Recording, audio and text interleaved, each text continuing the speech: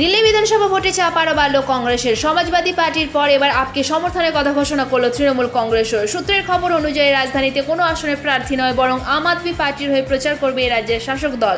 X হ্যান্ডেলে post দিয়ে মমতা বন্দ্যোপাধ্যায়ের প্রতি কৃতজ্ঞ প্রকাশ করলেন অরবিন্দ কেজরিওয়াল। এইচএমপিভি ভাইরাস নিয়ে প্রাইভেট চক্রকে নিশানা মুখ্যমন্ত্রী মমতা বন্দ্যোপাধ্যায়ের। টাকা পাওয়ার জন্য একটু জ্বর হলেই বলছে ভাইরাস বেরিয়েছে। এইচএমপিভি ভাইরাস নিয়ে এবার প্রাইভেট চক্রকে নিশানা করলেন মুখ্যমন্ত্রী মমতা বন্দ্যোপাধ্যায়। বললেন, এটা মারাত্মক কিছু নয়, এখনো পর্যন্ত যেটা জেনেছি। করোনার 5 বছর পরে ফের এক ভয়ঙ্কর ভাইরাসের ভ্রুকুটি। দ্রুত ছড়াচ্ছে সংক্রমণ এবং ফের সেই চীন। ফলে চিন্তায় পড়েছে সে দেশের সরকার।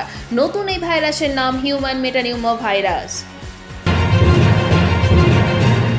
শেখ হাসিনার ভিসার মেয়াদ বৃদ্ধি করল ভারত। একদিন আগে বাংলাদেশের মোহাম্মদ ইউনূসের অন্তর্বর্তীকালীন সরকার শেখ হাসিনার পাসপোর্ট বাতিল করে। তারপর 24 ঘন্টাও কাটল না, খবর এলো শেখ হাসিনার ভিসার মেয়াদ বৃদ্ধি করেছে দিল্লি।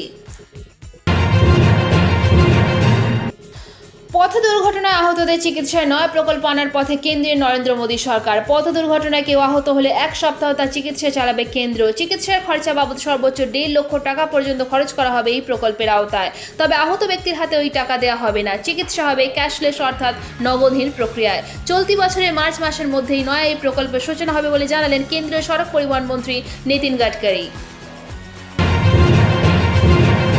অবশেষে বনে ফিরল বাঘ। বন দপ্তরের দাবি, ফাঁদে পা না দিয়েই জঙ্গলে ফিরে গেছে রয়্যাল বেঙ্গল টাইগার। মাকড়ি নদী সাঁতরে মইপিঠের আজমলমারির জঙ্গলে ফিরে গেছে বাঘ।